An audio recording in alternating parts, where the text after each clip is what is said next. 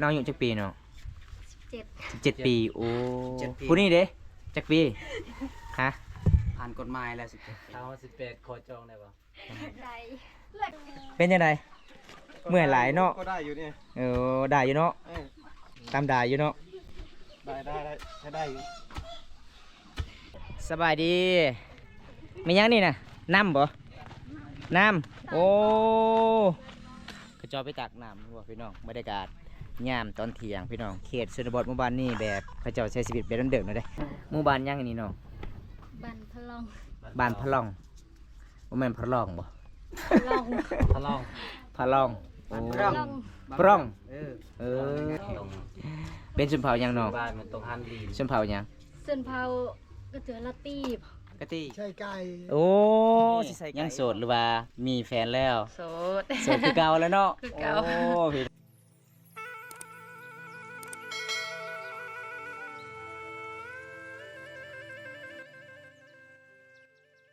เอาถ้าสบายดีพ่อแม่พี่น้องเมื่อนี้กับบอมตากับสิพาพี่น้องเดินทางรับชมเขตชนบทของเมืองสิโปนพี่น้องจังได้กับไปติดตามชมกันพี่น้องเมื่อนี้กับป้าบรรยากาศกับสุดยอดหลายเด้พี่น้องอันนี้พี่น้องเบิ้งพี่น้องแน่เบิ้งทางใดกับมีแต่ภูฝาเลยพี่น้องวิวธรรมชาติกับสุดยอดหลายพี่น้องเพราะว่ามันจะเป็นดำๆก็คือสาบานกาซีมาเฮ็ดให้ได้กระเจ้าจุดให้แล้วดูนี่พี่น้องเบิ้งจุดนี้กระเจ้ากาซีฮือให้พี่น้องเลยแบบบรรยากาศเมื่อนี้กับสุดยอดหลายเลยพี่น้องเพราะว่าบอมตาสิเดินทางพุ่นหลับพี่น้องนอกจากเต้นภูเขาพุ่นได้เมื่อนี้ไปกับทีมงานเฮา2 คนกับบ่าววงพี่น้อง ไปเที่ยว เขตชนบทเนาะ เขตชนบท ต่างเมืองเนาะมื้อนี้เนาะ ต่างเมือง ครั้งแรกเลยที่เดินทางต่างเมืองเนาะจังไดก็ฝากเป็นกำลังใจให้เพิ่นได้เด้อพี่น้องบ่าววงฟ้ามังกรฝากกดติดตามไปเด้อพี่น้อง ว่าจะเป็นยังไงมื้อนี้เนาะ แม่น แดดทั้งฮอนว่า แม่น เจอผู้สาวบ่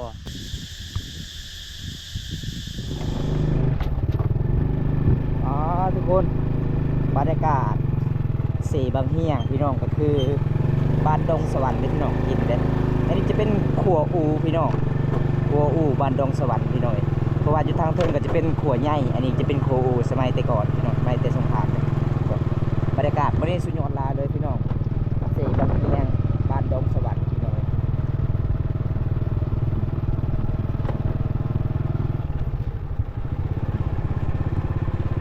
โอ้สุดยอดลายพี่น้อง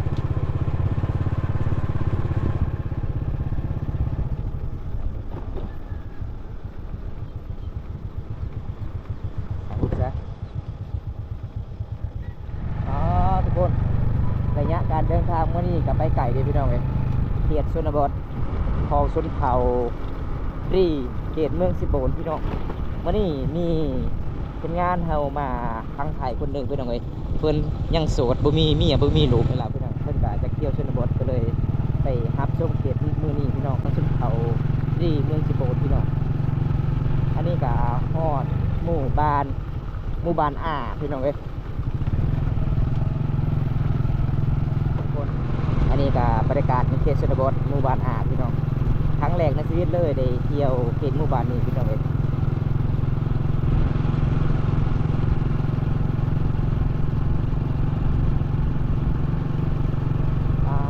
พี่น้องพระเจ้ากำลังตำข้าวเลยแต่วิธีการตำข้าวเขตนี้กับมันต่างกับวิธีชีวิตเขตชุมพรมังกรตำข้าว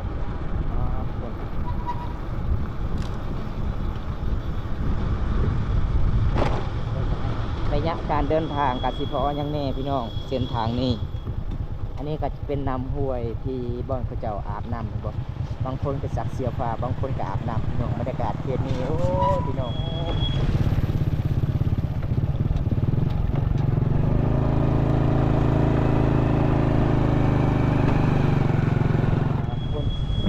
บรรยากาศเขตนี้บนสบายอาบน้ำพี่น้อง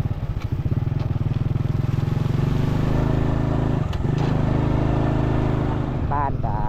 ตามห้วยน้อยเลยบ่พี่น้องนี่อยู่ทางใต้ก็จะเป็นห้วยน้อยเวลาเขาเจ้าอาบน้ำก็คือตามห้วยน้อยเลย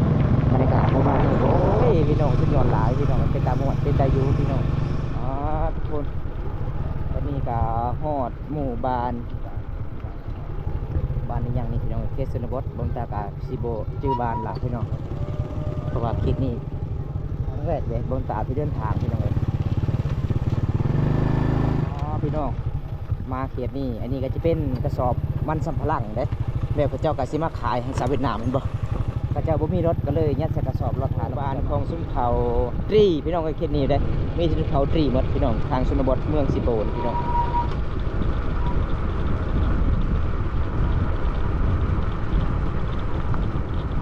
เพราะว่าเส้นทางนี่ก็บ่ได้ก็มันสิยากเขาเจ้าก็สิ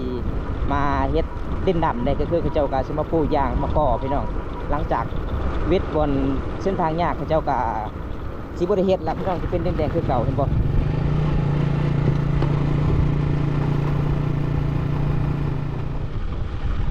ตอนนี้ก็แม่นเฮาก็มาฮอดหมู่บ้านละเตืองพี่น้องอันนี้จะเป็นหมู่บ้านละเตืองเด้มื้อนี้เฮาก็สิเดินทางเขตชนบทนี้มื้อนี้ก่อนพี่น้องมื้อนี้ก่อนเป็นหมู่บ้านละเตืองของชนเผ่าตรี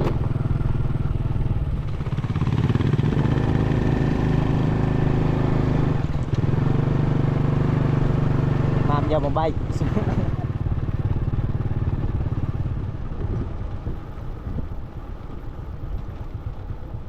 เอาไปเดินทางไปหายูทูบเบอร์ก่อนพี่น้องพี่น้องในหมู่บ้านละเตื้องพี่น้องเขตนี้ก็เป็นเขตที่เจ้าตั้งบ้านกับตามภูเขาเลยนะเขตนี้เลยพี่น้องโอเคทุกคนตอนนี้เราก็มาเดินทางหอบหมู่บ้านของชนบทชนบทชนเผ่าตรีเด้เป็นหมู่บ้านละเตืองพี่น้องเขตนี้ก็จะเป็นเขตของเมืองสิโปนเด้บรรยากาศหมู่บ้านนี้ก็อยู่ตามถนนเลยพี่น้องเห็นบ่บรรยากาศเขาเจ้าเฮือนหลังเขาเจ้าบางคนก็มีเฮือนใหญ่บางคนมีเฮือนน้อยพี่น้องมันแตกต่างกันเลยกับชนบทเขตชนเผ่ามังกรพี่น้องว่าเขาเนี่ยทางพุ่นก็จะเป็นผูหมดเด้เป็นผูเป็นป่าหมดพี่น้องเส้นทางนี้เราก็เดินทางพุ่นละพี่น้องออกไปสู่เวียดนามก็ได้เด้ครั้งแรกจะได้เดินทางหมู่บ้านนี้พี่น้องเป็นหมู่บ้านละเตืองของเขตเมืองสิโปนพี่น้องบรรยากาศมื้อนี้โอ้ยพี่น้องนี่ก็สบายพี่น้องผู้สาวหลายสบายดีมียังนี่นะน้ำบ่น้ำโอ้กระจอไปตักน้ำบ่พี่น้องบรรยากาศยามตอนเที่ยงพี่น้องเขตชนบทหมู่บ้านนี้แบบพระเจ้าใช้ชีวิตแบบเดิมๆเลยอันนี้จะเป็นน้ำบาดาลเด้พี่น้องน้ำบาดาลเด้เขตนี้ก็โอ้ยพี่น้องเอ้ยยังอยู่ตามภูเขาเด้เขตชนบทชนเผ่ารูแถวนี้พี่น้องของหมู่บ้านละเตืองเด้พี่น้องเอ้ยบ่ในเบิ้งทางไหนมันจะเป็นป่าเมือดพี่น้องเขตนี้เด้บ่แต่เพื่อนเขาเจ้าก็ตั้งตามถนนเลยพี่น้องเป็นสาวบ้านบ่พี่น้องบรรยากาศมื้อนี้ก็ครั้งแรกในชีวิตได้เดินทางเขตนี้พี่น้องเอ้ยฮะเจ้าน างฟ้า บ่มีชื่อโอ้นางผ้าบ่อยแม่นางทานเออน างฟ้า นางฟ้าจากสวรรค์ พี่น้องมีแต่คนงามๆเขตนี้ เอามาไหมไอ้นี่มาคุยกับผู้สาวก่อนจังหน่อย ผู้สาว ครับ น้องอยู่จักปีเนาะ 17 17ปีโอ้ผู้นี้เด้จักปีฮะ ผ่านกฎหมายแล้วสิ ทาง18ขอจองได้บ่ ใด หมู่บ้านยังอันนี้เนาะ บันพะลอง บ้านพะลองบ่แม่นพะลองบ่ ลอง ทะลอง พะลองโอ้ ปร่อง ปร่อง เออ บ้านปร่อง บัน อาการปร่องอยู่บ่ โอ้ยพี่น้องเอ้ยชื่อบ้านมันสิแปลกเลยมาเขตนี้ ตรง เป็นชนเผ่ายังเนาะ บ้านมันตรงหันดี ชนเผ่ายัง เส้นเผากระเจือละตีบ กะตี้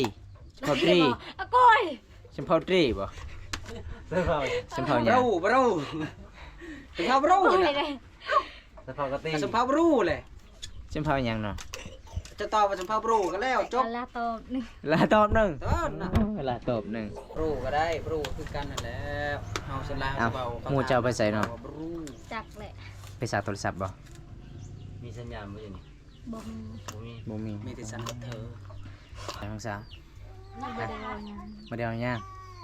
ไอ้ายได้ยินแวบๆอยู่ในหูว่า จูเนาะ คอยสิพาอ้ายเข้าป่าแม่นบ่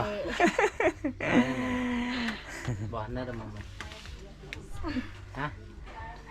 ทานเด้อทาน สลาว อยากเจียอยากเจียที่บ่อยากได้เงิน50เพิ่นบ่ แม่นก็ถามว่าจะไปซื้อหยัง เออ อย่าเจีย เสือยะเจีย ซื้ออย่าเจียอายุจักปี อายุ2 ปี อากาศร้อนก็ยังใส่หมวกโอ้ย บ่อ่อนบ่อบบ่ พวกพิวเบิ่งดูจักสั้นจะว่านะทรงนะ8สั้น สั้น นะ ป้า2 สั้น สองสั้นนี่นะ 3เฮ็ดหยังอันนี้น่ะ ช่ไก่ โอ้สิใส่ไก่บ่โอ้สิเฮ็ดขอกไก่พี่น้องเอ้ยอันนี้แบบวิถีชีวิตเป็นเดินเลยเขตนี้เด้เขตชนบทหมู่บ้านละเตืองบ่พอเขตนี้บ่โอ้หมู่บ้านละเตืองชุมเผายังนี่พอชุมเผาตรีบ่เขตนี้บ่ เขาใช้ เขาตรีเนาะโอ้ชุมเผาตรีพี่น้องครั้งแรกในชีวิตได้เดินทางเขตชนเผาตรีเบิ่งพี่น้องเขตหมู่บ้านเขาเจ้าก็ตั้งเฮือนตามถนนเลยเด้มันเขตติดกับตีนภูเขาพี่น้องเอ้ยครั้งแรกในชีวิตได้เดินทางเขตนี้พี่น้องก็เป็นนาอยู่พี่น้องเอ้ย เขตเราเข้าของชุมเผาตีกับมันแตกต่างเด้กับเราเข้าเขตชุมเผามังกรเห็นบ่แบบตัวนี้แบบเขาเจ้ากับสิมาสาแบบนี้พี่น้องมันต่างเลยกับเราเข้าของหมู่บ้านของบอมตาพี่น้องเอ้ยเพราะว่าเราเข้าเขตหมู่บ้านนี้เขาเจ้าก็ตั้งติดกับบ้านเลยเด้เราเข้าเด้อันนี้จะเขาเจ้าก็สิมาตัดฟืนแบบหมู่บ้านนี้กับบ่มีทานเด้ก็เลยเขาเจ้าก็สิมาตัดฟืนหมู่บ้านนี้มันแตกต่างกันเลยเพราะนั้นการใช้ชีวิตหรือว่าประเพณีบ้านเขาเจ้าแบบหมู่บ้านบอมตาเฮ็ดแบบนี้มันบ่ได้พี่น้องคลำหีพิธีอยู่ในเรือนในศาลเด้ แต่หมู่บ้านนี้เฮ็ดใดพี่น้องเราเขาเห็นบ่เป็นนายโยเลยพี่น้องแล้วรอบหมู่บ้านนี้ก็โอ้พี่น้องม่วนหลายธรรมศาสตร์พี่น้องเอ้ย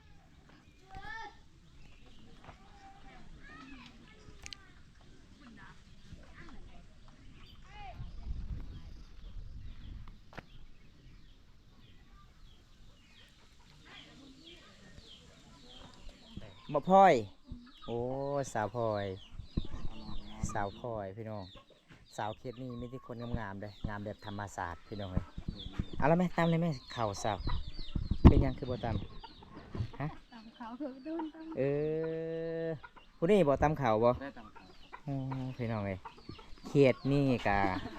ใส่วิธีชีวิตแบบเดิมๆเด้อันนี้สาวน้อยเพิ่นสิตามเข่า เรา บ่ สิตำบ่ อันนี้นุ่มไทยเพิ่นก็ แม่นน้ำไทยเพิ่นว่าสิลอง สิลองเบิ่งแบบวิธีชีวิตเขตชนบทชนเผ่าตรีเมืองสิโปนพี่น้องเป็นยังไง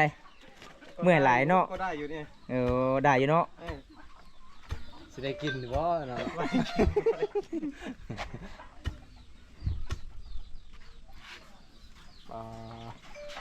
ใส่เต็มเนี่ย อันนี้แม่นุ่มไทยเพิ่นอยากตำลองเบิ่งข้าวเขตชนเผ่าตรีมันเป็นจังไดพี่น้องเอ้ยอันนี้จะเป็นข้าวไห้เด้มันจะเป็นเม็ดใหญ่ๆดำๆพี่น้องเอ้ยเห็นบ่ เพิ่นว่าสิลองตำแบบ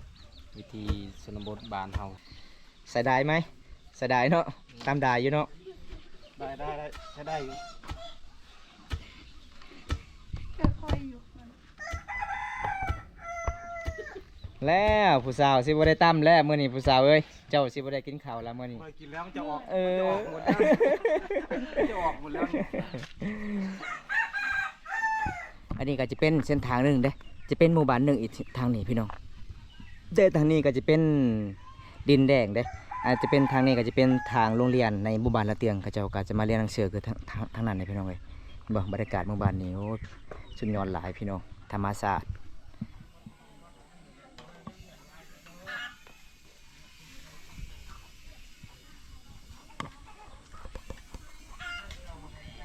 ไปดี สบายดี ปลาซื้อสาวนี่ได สาวมอม สาวมอมโอ้ยูทูบเบอร์พี่น้อง บอมตาติดตามมาโดยตลอดเลยเมื่อนี้กางามกว่าอยู่ในคลิปอีกได้ เป็นจะได้เมื่อนี้บ่ได้ออกสวนบ่ โบ บ่ ขาเป็นไข่ เป็นไข่แน่เนาะ โดย เป็นจะได้บ่ได้ถ่ายคลิปทางได้มื้อนี้บ่ได้ไปใส่เลย บ่ได้ไปใส่ มีแต่อยู่บ้าน ไม่ได้อยู่บ้าน โอ้เห็นอยู่น้องลงคลิปตลอดเลยเพราะว่าน้องซานนี่ยังซานหวดบ่โอ้เก่งหลายเนาะ เป็นตางามเลย มีอยู่บ่ ยังมีอยู่บ่หวดน้อง หมดแล้ว เบิดแล้ว ยังมีอยู่ น้องขาย เบิ่งอยู่ยัง ขวดหนึงเท่าไหร่ 40,000 40,000โอ้พอได้ซื้ออยู่งาม มีแต่อันพ่อยเดี๋ยวนี้ยังลูกไป โอ้พอขายเบิดเนาะ โดย อันซื้อซองยูทูบของน้องซื้อนี่ใด สาวมอมสแนล สาวม่อมสาวแนวภาษาไทยบ่โอ้ สาวมอมภาษาไทยและสแนลเป็นอังกฤษ ตัวอังกฤษเนาะ โดย ฝากเป็นกำลังใจในเด้อพี่น้องเอ้ย ฝากติดตามให้แน่ สาวม่อมเพราะว่าเพิ่นก็เป็นยูทูบเบอร์มือใหม่เนาะ มือใหม่ ฝากเป็นกำลังใจให้เพื่อนในเด้อครับ เด้อ โดย FC บอมตันหลายคนนี่จะเป็นสาวม่อมเขตหมู่บ้านละเตืองบ่ แม่น ชนเผ่าตรีโอ้เป็นจังไดช่วงนี้ยังโสดหรือว่ามีแฟนแล้ว โสด โสดคือเก่าแล้วเนาะ คือเก่า โอ้พี่น้องครั้งแรกเลยในชีวิตเพราะว่าแต่ละเถื่อบำตาและสดเพิ่นกะคอมเมนต์อยู่มื้อนี้ก็ได้เห็นแท้พี่น้องดีใจหลายที่ได้เห็นน้องมอม โดย สาวลาวซาแนลเนาะโอ้ขอบใจหลายๆเด้อ นี่ครับบรรยากาศหมู่บ้านนี้โอ้ยเป็นตาอยู่เด้พี่น้องเอ้ยม่วนหลายเขตชนบทชนเผ่าตรีหมู่บ้านละเตืองพี่น้องครั้งแรกในชีวิตเลยเด้เดินทางเขตนี้โอ้ยพี่น้องม่วนหลายทุกคนก่อนสิเข้าหมู่บ้านนี้ก็ได้พอพระเจ้าอันนี้จะเป็นกระสอบมันสำปะหลังเด้พี่น้องนี่ว่าพระเจ้าก็สิมาขายตามถนนเลยพี่น้อง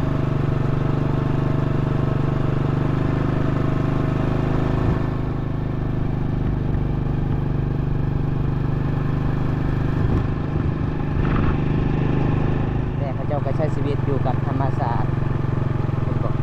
มันต่างเลยตามหมู่บ้านของบ่าวตาสุนเขาบางกอกพี่น้อง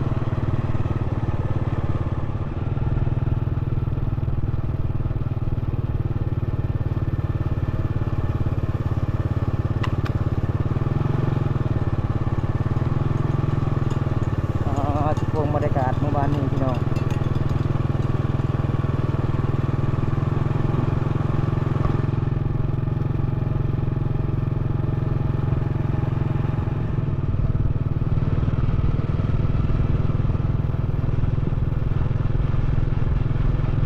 แสดงเขตนี้จะเป็นแสดงเมืองสิโปนติดกับเวียดนามได้แสดงเขตนี้เลยโอ้ครั้งแรกในชีวิตเลยเดินทางเขตนี้พี่น้องเอ้ยวิวธรรมศาสตร์กาสวยสดงดงามพี่น้องถนนเส้นนี้กันบนไดเทยากเขาเจ้ากับสิมากอเขาได้มันง่ายเขาเจ้ากับสิมาดินแดงนี่แหละพี่น้องเขาเจ้าสิมาดินแดงเนี่ย